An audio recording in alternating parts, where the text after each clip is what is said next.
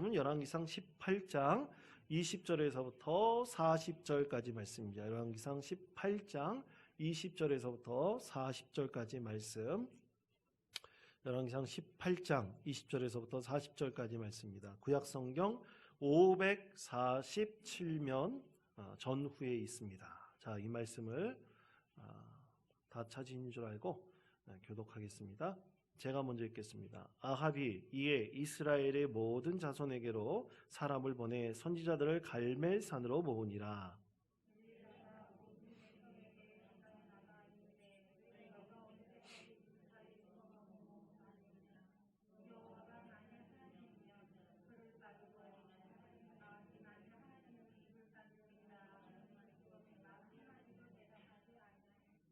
엘리야가 백성에게 이르되 여호와의 선지자는 나만 홀로 남았으나 바알의 선지자는 450명이로다.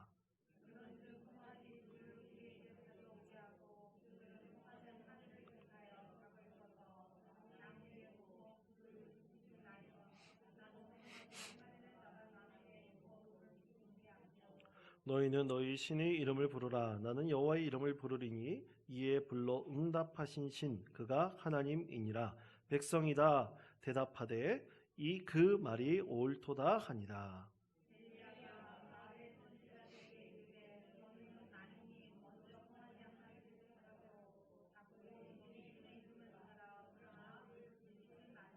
그들이 받은 송아지를 가져다가 잡고 아침부터 낮까지 바알의 이름을 불러 이르되 바알이여 우리에게 응답하소서 하나 아무 소리도 없고 아무 응답하는 자도 없으므로 그들이 그 쌓은 제단 주위에서 뛰놀더라.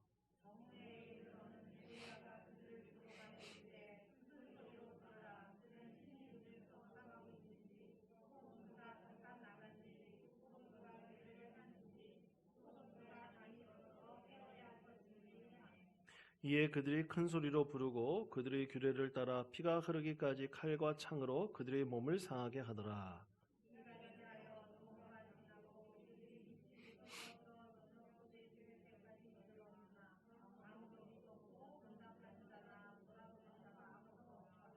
엘리야가 모든 백성을 향하여 이르되 내게로 가까이 오라. 백성이 다 그에게 가까이 가매 그가 무너진 여호와의 제단을 술축하되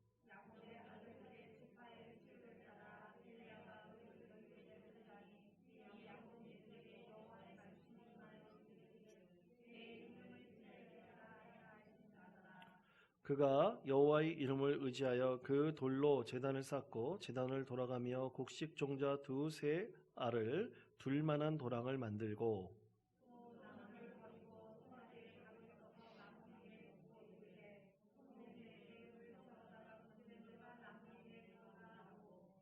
또 이르되 다시 그리하라 하여 다시 그리하니 또 이르되 세 번째로 그리하라 하여 세 번째로 그리하니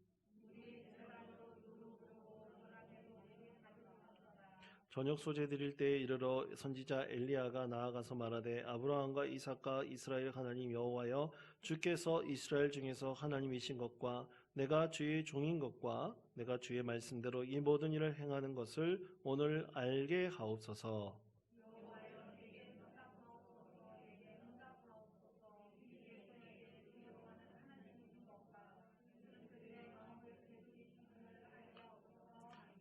이에 여호와의 불이 내려서 번제물과 나무와 돌과 흙을 태우고 또 도랑의 물을 핥은지라.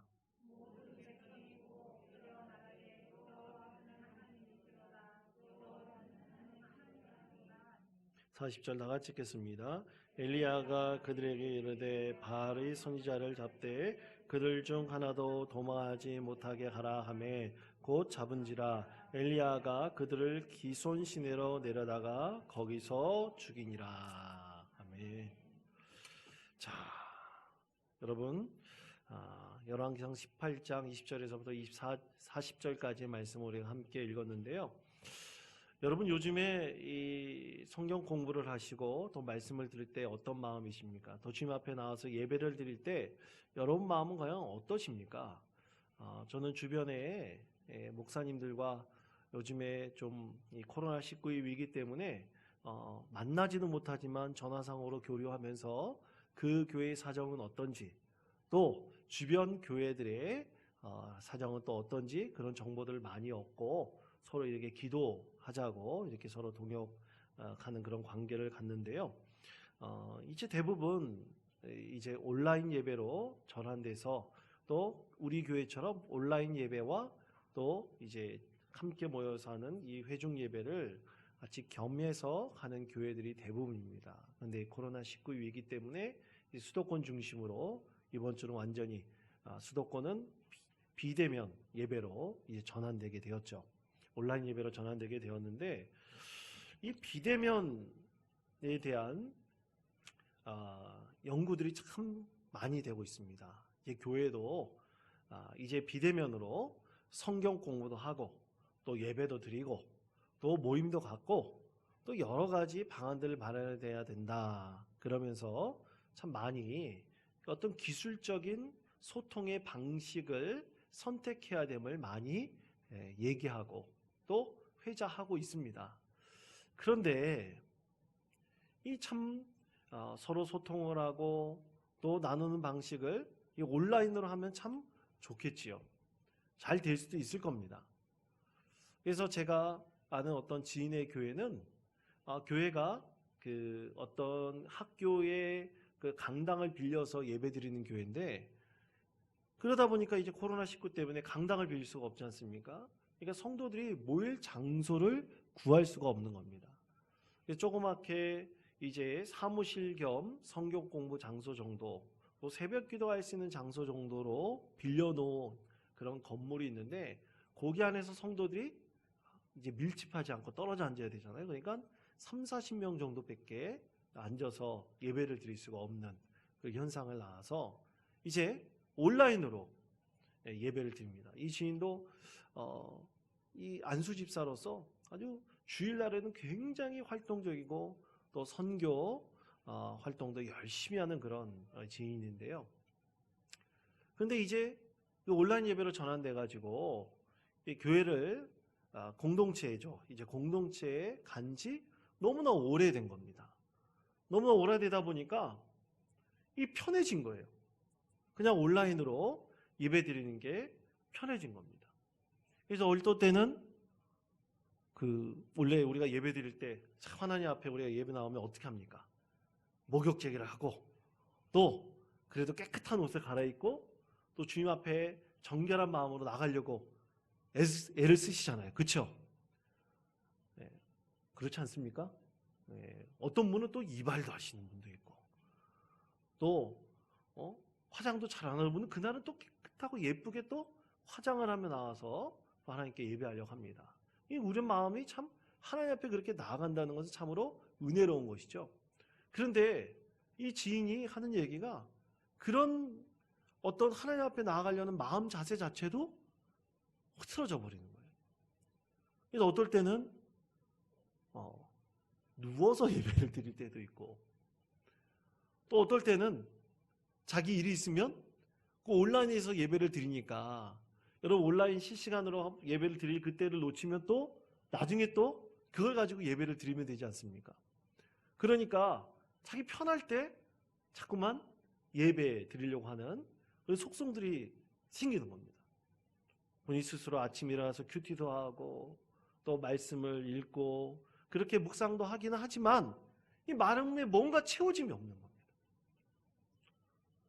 자칫 잘못하면 이 믿음의 본질이 흩어져 버릴 수가 있는 것이죠. 그것에 대해서 제 지인이 그것에 대해서 얘기하는 것을 듣고 그럴 수 있겠구나.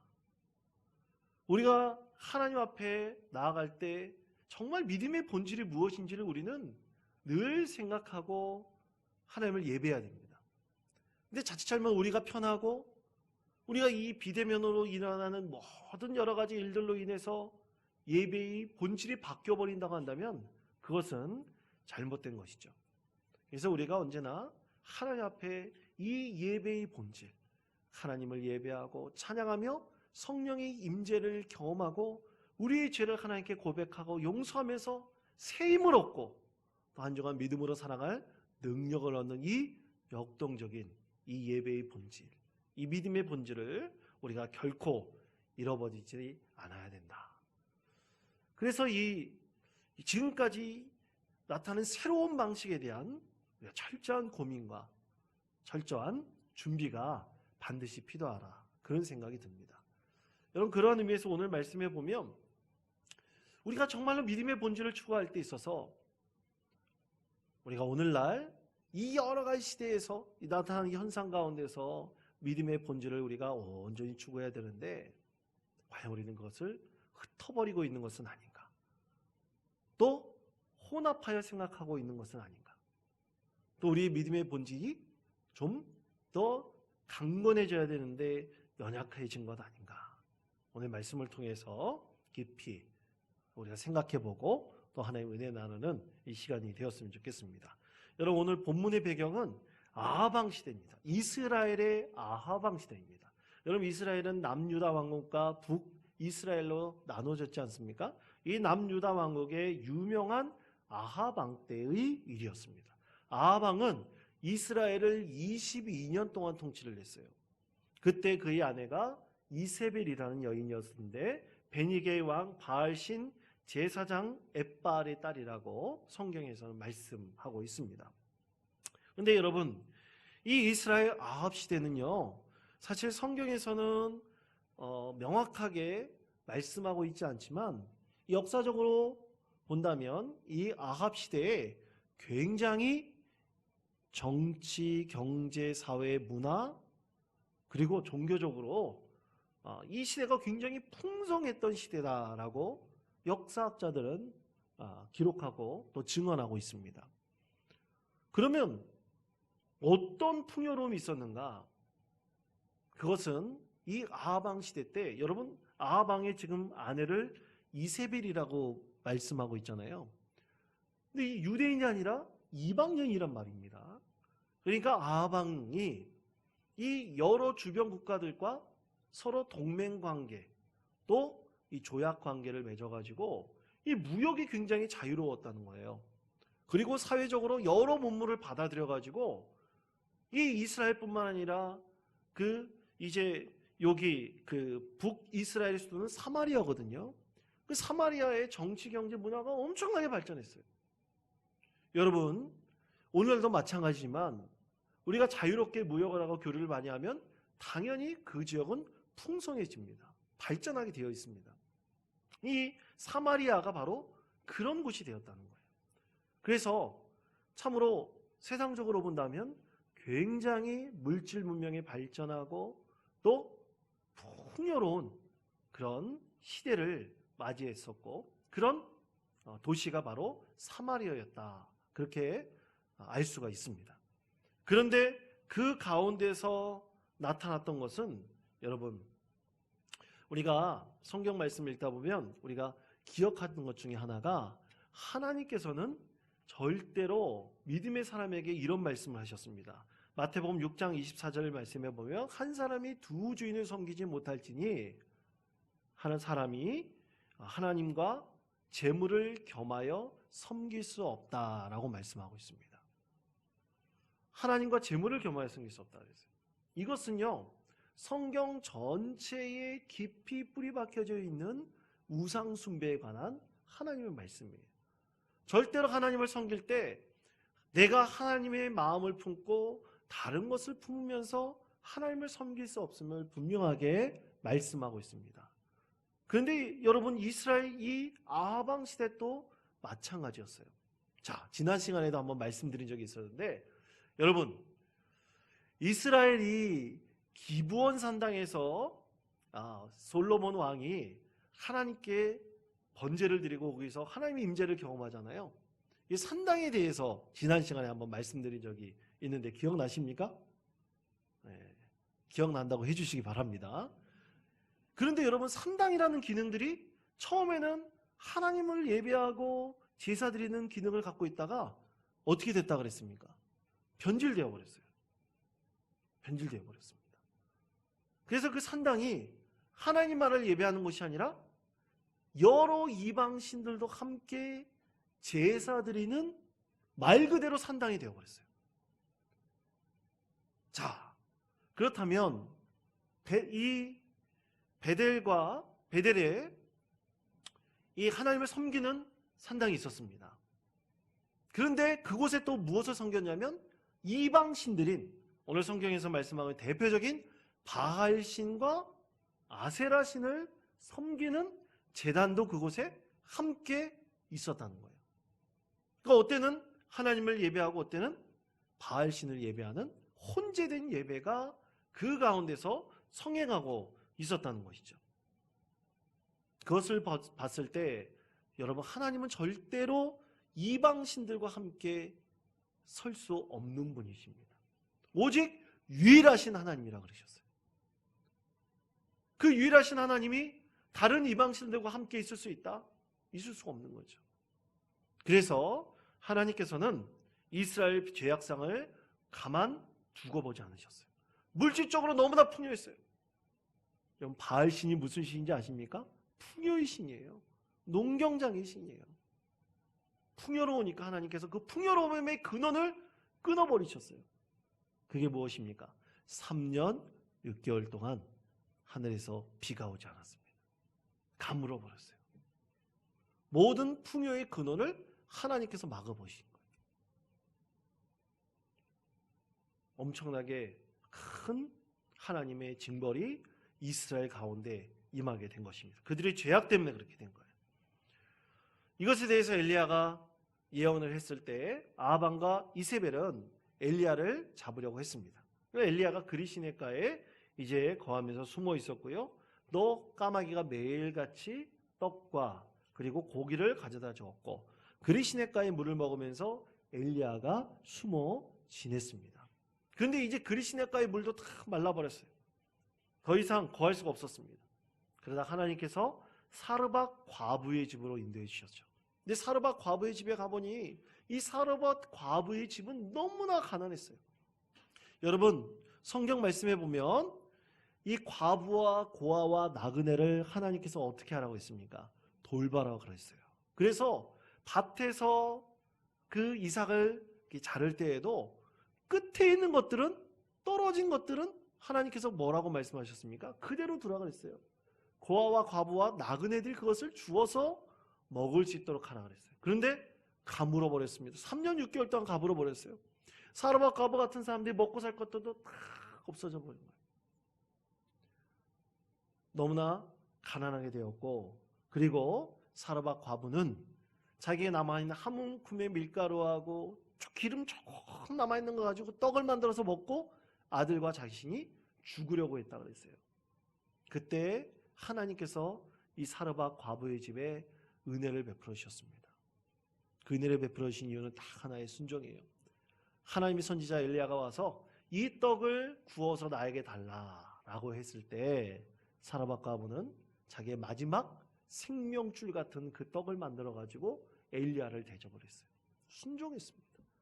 그때 하나님께서 그 가정에 기적을 베풀어 주셔가지고요, 그 가정에는 모든 그릇들을 다 가지고 나오고 이웃의 그릇까지도 빌려 가지고 나왔는데 그 기름과 밀가루가 마르지 않는 축복을 하나님께서 그 가정에 허락해 주셨습니다.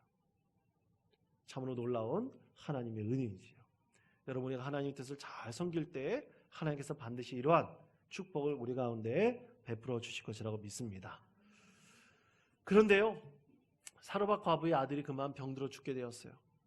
그것을 엘리야가 다시 살려내었죠. 그리고 3년 동안 사르밧 과부, 이제 그리시네가에서부터 또 사르밧 과부가 있는 그 거처까지 이 엘리야가 숨어짐에서 공개를 받습니다. 그리고 하나님의 명령을 들어요. 그리고 하나님 명령대로 이 하나님의 때에 아합 왕을 찾아가게 됩니다. 아합 왕을 찾아가서 결투를 벌이는 이야기가 바로 오늘 우리 하나님의 말씀이에요. 오바다라고 하는 참 신실한 그 신하가 있었는데요, 이 오바다는 이세벨이 하나님을 섬기는 선지자들을 잡아서 죽이는 그때 100명이나 되는 선지자들을 숨겨주었던 사람이에요. 참으로 놀라운 은혜의 사람이죠. 그 오바다를 통해서 이제 아합 왕을 엘리야가 만나게 되었고요. 그리고 아합 왕과 이세벨 앞에서 결투를 신청했어요. 바알 선지자 450명, 그리고 나 혼자. 왜냐하면 하나님의 선지자는 나 혼자밖에 없기 때문에 일당 450명이 결투를 벌인 거죠. 바알 신이 참 하나님이면 바알 신을 위해서 세운 이 제단에 불이 내릴 것이고, 내가 믿는 여호와 그분이 참 하나님이면 내가 세운 이 단에 하나님의 불이 내릴 것이다. 그렇게 결투를 벌이지 않습니까? 그래서 각각 소 한 마리를 잡고 제단 위에 각을 떠서 버려놓고요. 먼저 바알 신을 섬기는 450명들이 그들에게 바알 신이 불을 내려달라고, 그들의 신 바알이 성령의 불을 내려달라고 간절히 기도했지요. 근데 결과는 어떻게 됐습니까? 어떻게 거짓된 것에 불을 내리게 해달라고 그것이 불이 내릴 수가 있겠습니까? 그럴 수가 없는 일이죠. 그런데 엘리야가 이제 기도할 때가 되었어요. 근데 엘리야는 그때 물 4통을 그 제단 주변에 도랑을 만들어 가지고 물 4통을 거기다 다 부으라 그랬어요. 제단 위에 부으라 그랬습니다. 장작더미 위에 다 부으라 그랬어요. 4통도 모자라서 그것을 3번 12통을 부으라 그랬어요. 도랑이 물이 흘러넘칠 정도로 가득 찼습니다. 그리고 그 가운데서 하나님께 기도했을 때 성령의 불이 내려서 제단 위에 있는 그 제물과 장작과, 성경 말씀에 그대로 보면요, 38절 말씀에 보면 이에 여호와의 불이 내려서 번제물과 나무와 돌과 흙을 태우고 또 도랑에 물을 다 핥았더라 그랬어요. 순식간에 다 말라버리게 만들겠습니다. 하나님의 놀라운 기적 같은 은혜가 그 가운데 임하게 된 것이죠. 그리고 이제 40절 말씀에 보면요, 엘리야가 도망가는 바알 선지자들을 다 잡아서 기손 시내까지 내려가서 450명을 다 죽이라고 명령을 했습니다. 그리고 하나님의 대승리로 마무리가 되었습니다. 참으로 놀라운 은혜가 오늘 말씀 가운데서 우리 가운데 전해지고 있는데요. 여러분, 이런 대적과의 결투에서 성령의 불이 임해서 승리했잖아요. 승리하고 난 다음에 곧바로 일어난 사건이 있어요. 퀴즈입니다. 뭔지 아십니까? 3년 6개월 동안 뭐가 오지 않았다 그랬죠? 비가 오지 않았어요. 그런데 대적들과의 싸움에서 엘리야가 승리하자마자 뭐가 내렸는지 아세요? 하늘에서 비가 내렸어요. 이른 비와 늦은 비가 아닙니다. 하나님께서 내리시는 그 은혜의 단비가 그들 가운데 마음껏 부어지게 되었어요. 절대로 하나님과 이방신이 같이 거할 수가 없는 겁니다. 그것이 여러분 믿음의 본질이에요. 자, 여러분, 그래서 하나님께서 이 시대에 과연 우리에게 무엇을 원하시는가? 분명합니다. 하나님께서는 첫째로 이 세상에서 살아계심을 보여줄 하나님의 사람을 원하십니다. 우리 모두가 하나님의 사람으로 서기를 원하세요. 열왕기상 18장 22절 말씀입니다. 다 같이 읽겠습니다. 엘리야가 백성에게 이르되 여호와의 선지자는 나만 홀로 남았으나 바알의 선지자는 450명이로다. 아멘. 누구 혼자 남았다 그랬어요? 엘리야 혼자 남았다 그랬습니다. 혼자 그 한 사람이 450명의 바알 선지자를 물리쳤고요, 아세라 선지자 400명을 물리쳤어요. 여러분, 성경 말씀에 보면 이세벨이 돌보는 사람들 바알 선지자 450명이에요. 아세라 선지자 400명이에요. 엄청난 숫자입니다. 이세벨로 인해서 이방인들을 돌보고 이방신을 섬기는 제사장들까지, 선지자들까지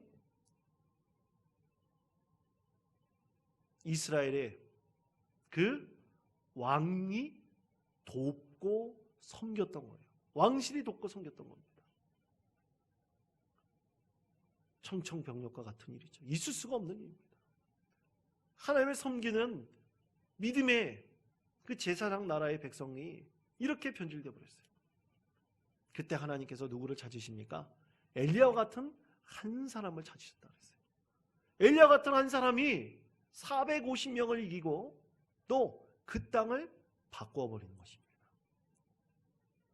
여러분, 참으로 안타깝게도 요즘에 이 정광훈 목사, 사실 요즘에 언론에서는 목사란 말도 붙이지 않고 정광훈 씨라고 하는 분들도 그 언론도 많이 나오기도 합니다. 근데 이 정광훈 목사는 2019년 8개 교단의 이단 대책위원장이 그가 이 이단의 그 옹호론자라고 그렇게 지목을 했어요. 그리고 최근 2020년 2월 13일 날 그 이단대책위원회가 8개 교단 이단대책위원회가 이 정광훈 목사는 이단을 옹호하고 이단적인 성향이 있으므로 교회가 성도들이 교류하지 말라고 권면을 했어요. 권면을 했습니다. 사실 한국교회가 너무 방치해둔 면이 있었던 것이죠. 결국 오늘의 잘못된 이 국가적이고 사회적인 혼란을 야기하는 결과가 낳게 되었습니다. 여러분, 하나님께서는 참된 믿음의 사람을 오늘날 우리를 통해서 찾고 계시고 바로 우리가 참된 믿음의 사람이 되기를 간절히 원하고 계십니다. 그것이 진정으로 하나님께서 원하고 계시는 것이죠. 저는 믿습니다.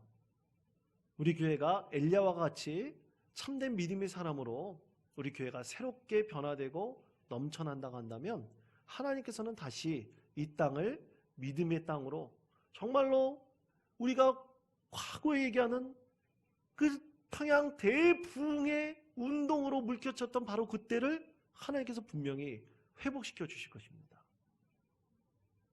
너무나 자연스러운 거죠. 하나님께서 우리를 통해서 분명히 역사하실 것입니다.